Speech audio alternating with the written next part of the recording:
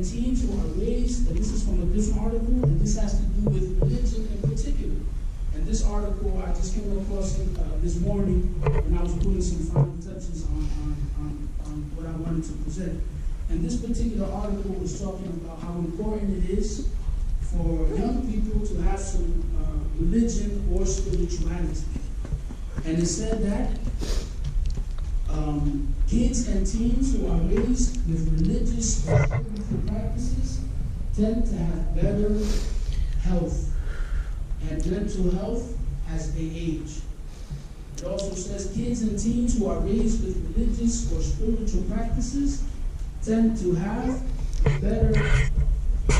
It turned out that those who attended religious services at least once a week as children or teens were 18% more likely to report being happier in their 20s than those who never attended services. Right, brothers and sisters, so us and the type of religion, alhamdulillah, we're all Muslims. But we have to ask ourselves the quality of our Islam and what type of Islam we're presenting, especially to our younger brothers and sisters. It also says that they were also almost 30% more likely to do volunteer work and 33% less likely to use drugs in their 20s as well. The article further said that often they are happier and that people who believe in something greater than themselves are more resilient to stress. Other work has shown that in meditation and in prayer, the me centers, right? And this is a very big thing with our young people nowadays, even us older people, right? With the social media and the different means of communication, there's always that me, that ego, how I look in public, my image. That's a very, very big issue in these days, especially with our younger people. Those that are active when you're thinking self-referential, worry-based thoughts. Quiet down and areas involved in perceiving the external world as other, also deactivated. Right? So they're able to look at the big picture. If they are presented to a religion or some type of spirituality. So, we should pay attention to our young people. Don't underestimate kind treatment towards younger people. And it doesn't have to be that complicated, right? Simple, just greeting them, giving salam sometimes. Right? We see a crowd of brothers and we give all the men salams. And we don't give the little brother a salam. We see a group of sisters, we give all the sisters salams, and we don't give salams to the younger sisters. Right?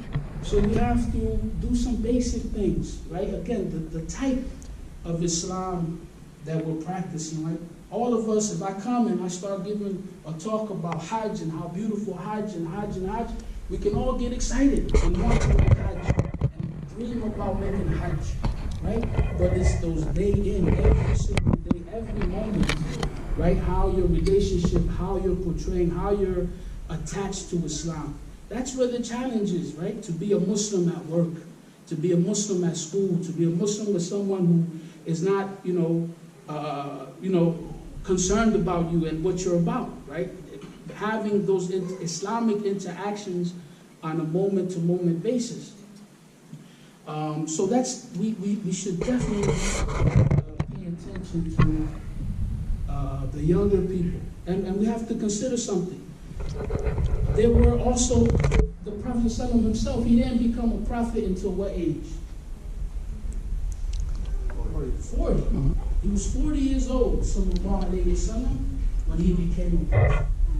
So if you're 40 or older, and the rest of that's the years that he spent establishing his mission, from 40 up until about 63. And so he was an elderly man. He wasn't young himself. So in terms of age and in terms of the way that we look at it. So he was an elderly person, sallallahu alayhi wa sallam. And many of his, they kind of went through the same struggle, right? He would teach the newer Muslims, and we have to consider that as well. All of the Sahaba also readers. Right? So this new, it was new to them as well. Islam was new to them. And they had to learn, they had to learn surahs, they had to embrace the beliefs, they had to make some adjustments. And in many cases, it caused them a lot, right? It caused them their wealth, it caused them their family ties, it caused them a lot of difficulties. Radiallahu anhum ajma'een.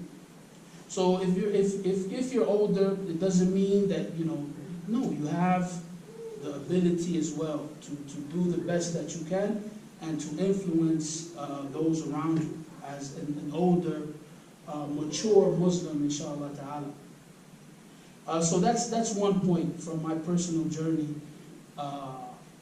in finding Islam. I was a young man, looking, searching, trying to find something, and to be quite honest with you, in those days, most older people wouldn't pay no attention to me. They had no time for me and for my foolishness, right? They didn't have any time. Nobody wanted to deal with that, right? So, subhanAllah.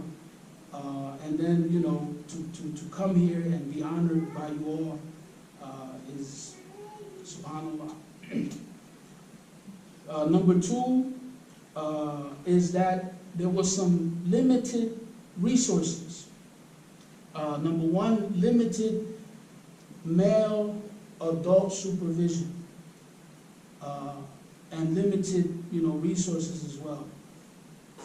So this was, I think, helpful in my particular journey because, I didn't have those ties. Right? Yesterday I was talking to we were having a class, and one of the companions who became Muslim when Prophet Muhammad ﷺ actually conquered Mecca. Right? So that was it as far as the Quraysh and the disbelief in Mecca. It was over. It came to an end. Right? When the Prophet ﷺ conquered Mecca. This Sahabi, he became Muslim on that same day that the Prophet ﷺ conquered. Many of the Sahabas became Muslim on that same day, right? So one of the companions asked this particular companion, he said, why did you wait so long? Why did you wait so long? He told them, because my father used to tell me such and such and such and such and such and such. Right? He used to discourage me from following Muhammad ﷺ. He wanted to follow him. He was eager to follow him, but his father had prevented him from doing so. Right? So sometimes I'm not at all suggesting that children should be raised without a father in any way, shape, form, or fashion. But even the Prophet ﷺ himself, he was yatim. He was an orphan.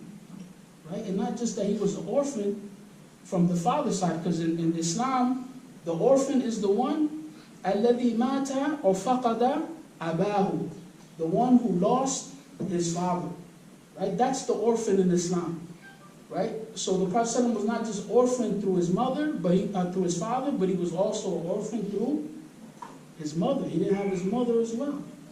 Right? And as we mentioned, alhamdulillah, with my daughter in particular and myself, my mother was such an important part of this whole journey. But he didn't have, and on top of that, the Prophet ﷺ, he didn't have any siblings. He didn't have any siblings to go through the difficulties that he went through. Me personally, alhamdulillah, something's bothering me, I call my big brother. We talk about it, right? The Prophet ﷺ, he had none of that. Right? So sometimes those ethnic, those tribal ties, they can hold us back in a sense. Right? How many times, sometimes we especially as reverts, it disturbs us a bit, right? When we see our other brothers and sisters from other parts of the world who, as I mentioned, might not return salams, right? Might not welcome us, right? This is very disheartening for us sometimes. So, brothers and sisters, that was one aspect that I think was a part, definitely a part, and very, it was influential in me embracing Islam. Right? I didn't have those. Right? I was open. My mind. I was, I see my sons, and I see my nephews, they walk and talk like their father, right? SubhanAllah. So with that also, brothers and sisters, we have to look at the humility of the Prophet ﷺ and his companions, their lifestyle, right? The Prophet ﷺ himself, right? He didn't have much, right? Many of us today, if we were to come into contact with him, if we were to see his home was probably, right, the size of where those chairs are. That was the size of his house, sallallahu alaihi wasallam. And it wasn't even his house. Whose house was it that he passed away in? It was Aisha. It was his wife. It was his wife's house. Technically speaking, the Prophet, he didn't have a home, right? He lived with his wife, sallallahu alaihi wasallam. And he didn't have any. When he passed away, they say he left behind a spear and a shield and a camel. That's all he left behind, sallallahu alaihi wasallam. And we know that his wife, you know, there were times that she said 3 moons would pass. 3 moons would pass, and all they would eat was al-aswadan, right? The water and dates. There was no fire in the house. They didn't cook a meal. They didn't warm up any water, right? And look at the odds in many cases when the Sahaba, right, against those that were in opposition to them, right? The Sahaba were small in number, small in resources, right? But they were victorious. They were victorious, right?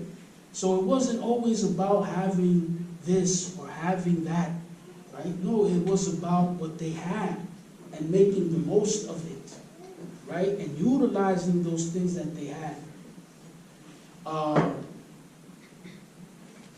As they say, brothers and sisters, often the enemy of the best is the good, right? So a lot of times, you know, we accomplish certain things and we become comfortable, right? We're good, I'm good, right?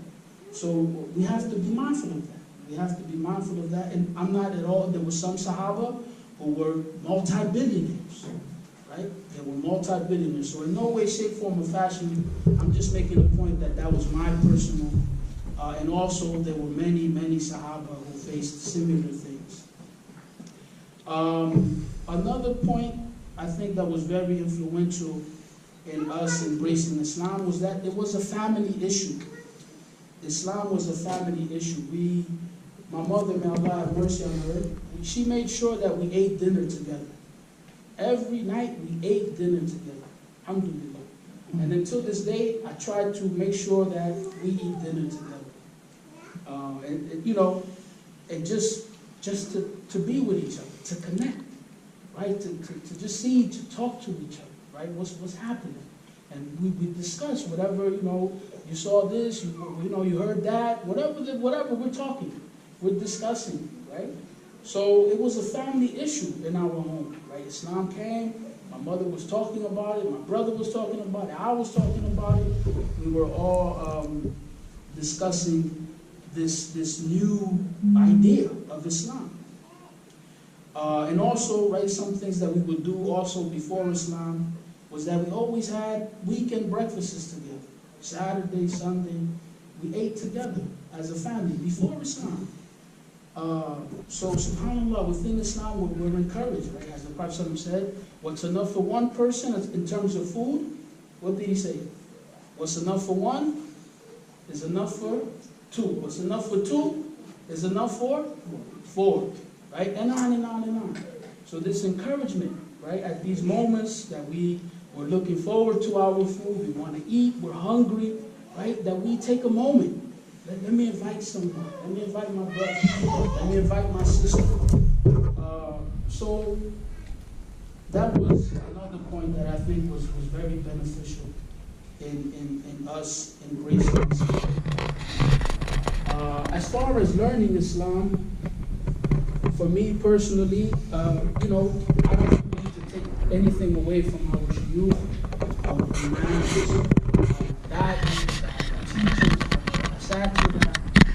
right? But they weren't the ones that introduced me to Islam, No, it wasn't them. It just wasn't. I didn't go out my house and see the Sheikh, anywhere, nowhere to be found, right? No imam, there was none of that. So it was many of the urban artists who were promoting a certain brand of Islam that Allah knows best to its correctness and soundness. But what else did we have? Right? There was nothing of, we were thirsty. Some of us were hungry. Right? We wanted, where can we learn? Who's teaching? Right? So that's why something like Ohala and these type of organizations where you're going out and trying to find the people, as the sister mentioned, the impoverished people, the people that don't know where to go. My daughter, she knows where to go. She knows what to do. I send her out on the mission. She can handle it. She knows what to do. She knows who to contact.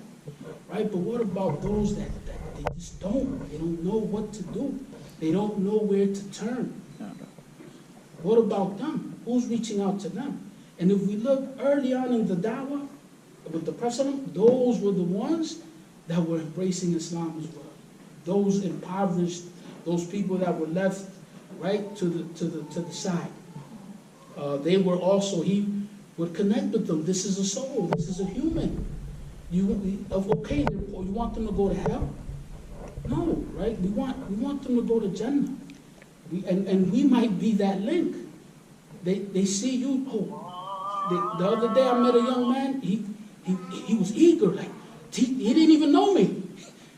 What do you have? You got something? Right? So subhanAllah, this is, something that we, again, right? We're not shuyukh, we're not scholars, but, right, we can point them. Come, go this way, go that way. Do this, do that. Right? So all of us can play a role in that.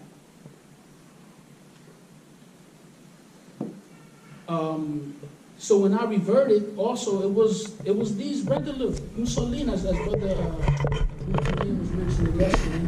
It was these, regular brother. Not that any of you are regular. I don't mean it in that sense, right? But you're not on the podium, right? You're not doing the khutbahs, or maybe you are. Maybe you do these things as well, right? So what my point is that, right?